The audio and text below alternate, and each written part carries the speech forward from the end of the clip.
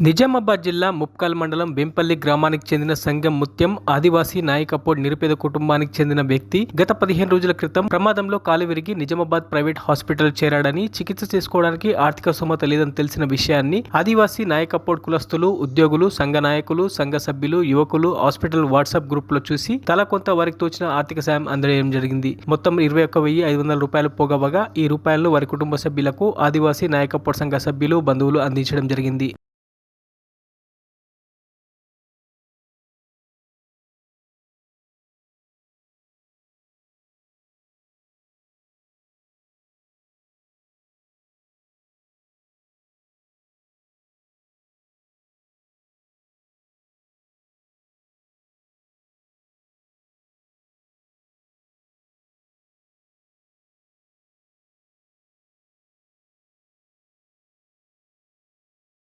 మరిన్ని అప్డేట్స్ కోసం మా ఛానల్ని సబ్స్క్రైబ్ చేయండి.